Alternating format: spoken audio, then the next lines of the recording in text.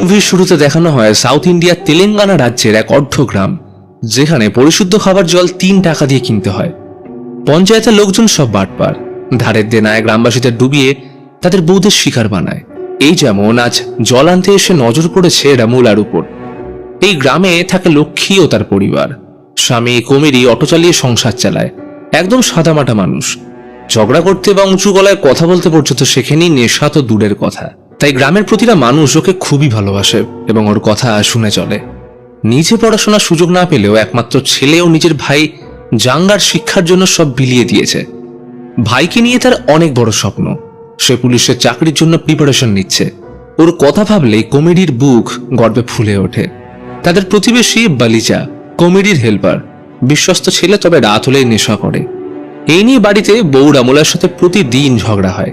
তবেও চেষ্টা করে নেশা ছাড়ানোর, কিন্তু এখনো সফল হয়নি। জাঙ্গার বহুদিনের স্বপ্ন সে পুলিশ হয়ে এই গ্রাম পঞ্চায়েতের লোকদের অত্যাচারের বিরুদ্ধে রুখে দাঁড়াবে। আজ রামুলার কথা শুনে ওর রক্ত গরম হয়ে যায়, কিন্তু লক্ষ্মী বুঝে শান্ত করল, কারণ মাত্র 3 দিন পরেই ওর পরীক্ষা। সে চায় না জাঙ্গা অন্যদিকে মন দিক। বেলায় জাঙ্গা বালিজাকে নিয়ে পাশের গ্রামে সবজি কিনতে যাওয়ার সময় রাস্তার মাঝে সিঁদুর মাখানো লেবু নারকেল পড়ে থাকতে দেখে বালিজা চিৎকার করে সাইকেল থামাতে বলে।